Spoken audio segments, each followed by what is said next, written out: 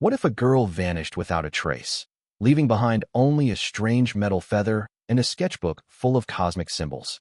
This isn't just a mystery. It's a journey through hidden histories, forgotten science, and the power of friendship. Stay with us to uncover the truth behind Havenwood's most haunting secret. You won't believe where it leads. Havenwood's secrets. The town of Havenwood was woven from fog, quiet streets, and the perpetual scent of damp earth and pine. It was a place where secrets, like the morning mist, clung to the low-slung houses long after the sun should have burned them away. And on a Tuesday in October, Elara Finch became one of those secrets. She didn't vanish with a scream. There was no sign of a struggle, no broken window or splintered door. She simply ceased to be. One moment, she was a vibrant splash of color in Havenwood's gray palette, a 19-year-old artist who painted nebula on old barn doors and saw poetry in decaying leaves. The next, she was a ghost, leaving behind only a half-finished cup of tea on her nightstand and a single, bizarre clue, a small, exquisitely crafted metal feather resting on her pillow. The feather was cold, impossibly heavy for its size, and forged from a metal no one in town could identify. Liam, who had known Elara since they were children building forts in the Whispering Woods, was the first to feel the void. He'd lived his entire life in Havenwood, and he understood its rhythms. He knew the mailman's route by heart, the precise hour the old baker, Mr. Henderson, fired up his ovens, and the migratory patterns of the town's stray cats. But this silence, the one that now occupied the space where Elara should be, was a jarring dissonance in the town's quiet symphony. The police, led by the perpetually weary Sheriff Brody, did their due diligence. They searched the woods, dragged the sullen river, and interviewed a handful of people. But with no evidence of foul play, the official theory quickly solidified into one of a restless girl who had simply packed a bag and sought a brighter, bigger world. "She'll send a postcard when she gets where she's going," Brody told Liam, his voice laced with a paternalistic weariness that grated on Liam's raw nerves. Girls her age get itchy feet. But Liam knew better. Elara wouldn't leave without a word. Not to him. And she would never, ever leave behind her sketchbook, the worn leather-bound volume that was practically an extension of her own soul. He found it tucked under her bed, and inside, the drawings had grown strange. Her usual cosmic landscapes were still there, but they were interspersed with frantic, repeating sketches of the strange metal feather and complex, star-like symbols he didn't recognize. On the last drawn page, a single sentence was scrawled in her elegant script. "He says the stars don't sing, they listen." Liam knew he couldn't decipher this alone. He needed his own small circle of trust. First, he went to Maya. She was the town's unofficial archivist and tech wizard, a girl who could navigate the labyrinthine servers of the county records office as easily as she could code a website from scratch. Her domain was the attic of her parents' antique shop, a chaotic sanctuary of forgotten histories and humming computer fans. "A listening star?" Maya murmured, her fingers already flying across her keyboard as Liam laid the sketchbook on a pile of 19th-century ledgers. She peered at the symbols. "These aren't astronomical. They look more like alchemical sigils, or something older." Their third was Noah, a gentle giant who worked at the local garage. Noah's quiet demeanor belied a sharp, observant mind and a deep knowledge of Havenwood's underbelly, the gossip, the grudges, the stories that never made it into the local paper. He knew who had a temper, who had a debt, and who harbored a secret. The town's suspicion, fanned by whispers and fear, had already found its target. Mr. Alastair Croft, the reclusive historian who lived in a crumbling Victorian manor on the edge of town. Croft was an eccentric, known for his late-night walks and his vocal disdain for modern society. A week before she disappeared, Elara had been seen having a heated argument with him in the town square. The subject was an old, leather-bound map she had wanted to see from his private collection. The police had interviewed him, of course. Croft had been curt, uncooperative, and had all but thrown them off his property. He was the perfect suspect, a strange, unfriendly man with a possible motive. For Sheriff Brody, it was the simplest answer. Everyone's saying he did something to her, Noah reported to them, wiping grease from his hands with a rag. People are scared of him. They say the lights in his house burn at all hours. But Liam's gut screamed that it was too easy. It was a neat, tidy box for an untidy mystery. "Croft is a recluse, not a monster," Liam insisted. Elara wasn't afraid of him. She was intrigued. That argument, what if it wasn't about him refusing her, but about what she found on that map? Maya's digital digging bore fruit. She cross-referenced the symbols from Alara's sketchbook with obscure historical texts. "They're not stars," she announced, her eyes wide with excitement. "They're markers, and they correspond to locations around Havenwood. The old quarry, the abandoned railway bridge, the centennial oak, and the center, the nexus of all of it, is Croft's property." She pulled up a digitized version of a 200-year-old map of the area, one far older than the one Croft owned. The symbols were there, faint but unmistakable. According to this, the manor wasn't just a house. It was built by one of the town's founding fathers, a man named Silas Thorne. He was an astronomer, but he was excommunicated from his scientific society for his unconventional theories.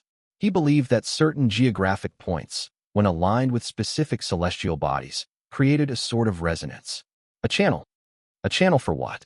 Noah asked, leaning closer. He never said, Maya breathed. His journals only refer to it as the silence.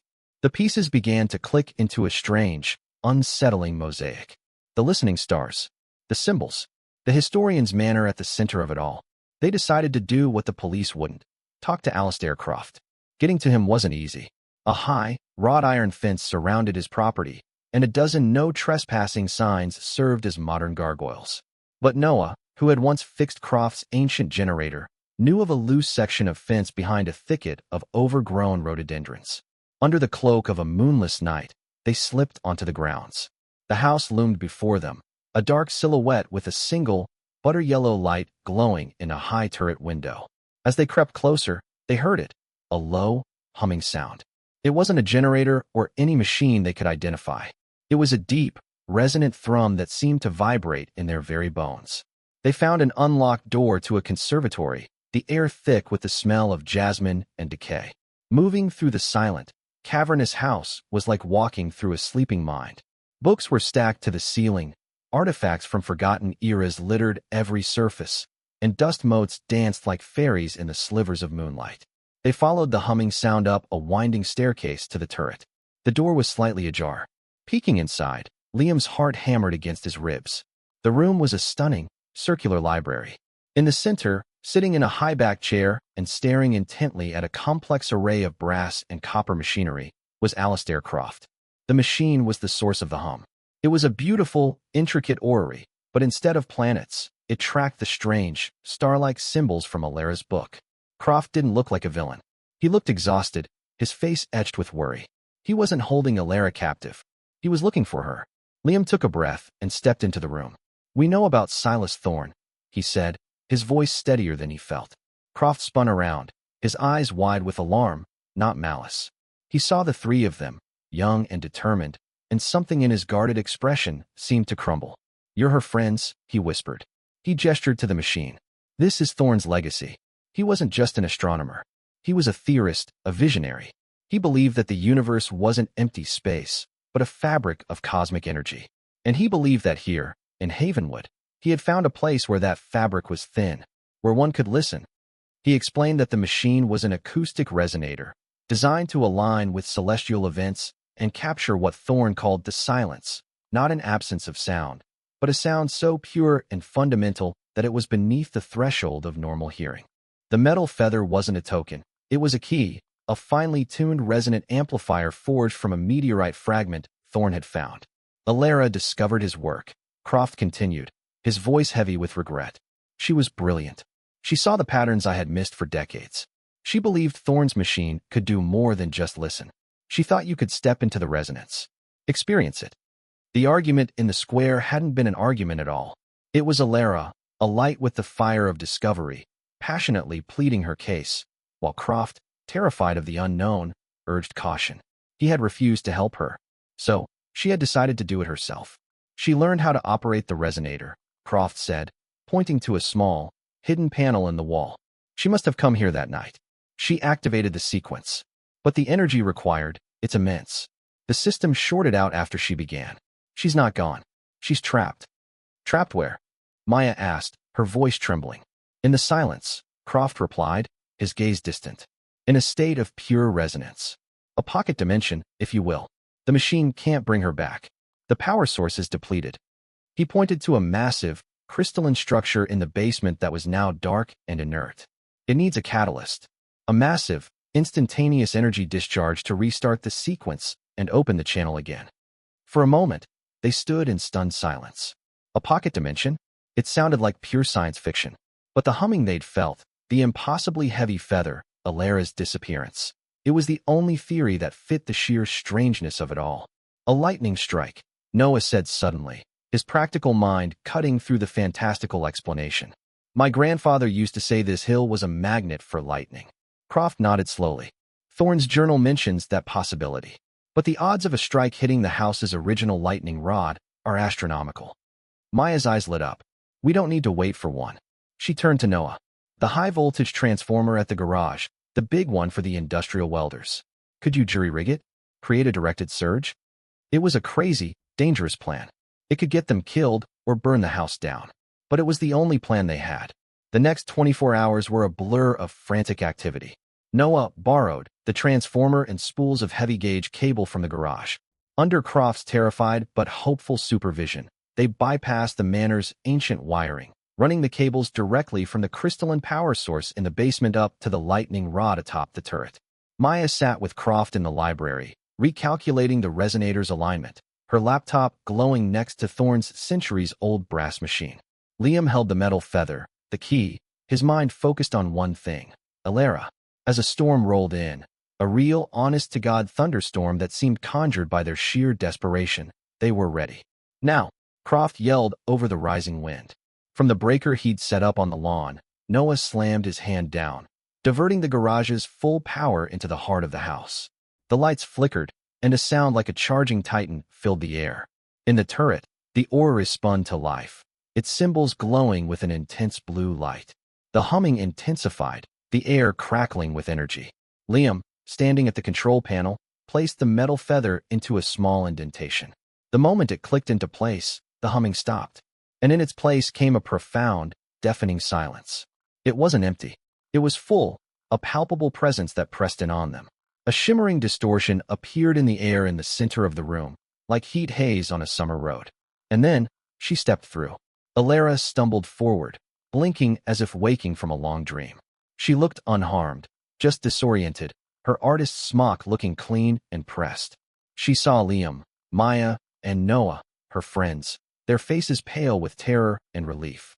Then she saw Croft, and a look of understanding and embarrassment crossed her face. I heard it, she whispered, her voice hoarse. The music, it was so beautiful. I think I lost track of time. The silence receded, and the normal sounds of the storm and the creaking house rushed back in. It was over. The aftermath was quiet and surreal. Sheriff Brody, presented with a story of a scientific experiment gone awry in a hidden room, was left speechless. With no crime and a returned, if slightly dazed, victim, he officially closed the case, content to leave the eccentricities of Havenwood's historian and its youth to themselves. Mr. Croft, cleared of all suspicion, became less of a recluse. He found, in the three brave young people, a connection to the world he had long shunned. Alera's disappearance became another of Havenwood's strange legends. For Liam, Maya, and Noah, it was something more. It was the secret they shared, a bond forged in the face of the impossible. A week later, the four of them sat with Alera on a hill overlooking the town, watching the stars emerge in the crisp autumn sky. So you're not going to run off and join a pocket dimension again? Liam asked, a smile playing on his lips. Alera laughed, a sound that was pure, uncomplicated joy. No, the music was beautiful, but it was lonely. Everything I need, she said, looking at her friends, her gaze lingering on Liam for just a moment longer, is right here. The stars over Havenwood seemed to shine a little brighter that night. They weren't singing, and they weren't listening. They were simply bearing witness to a happy ending in a small town that was, perhaps, not so ordinary after all.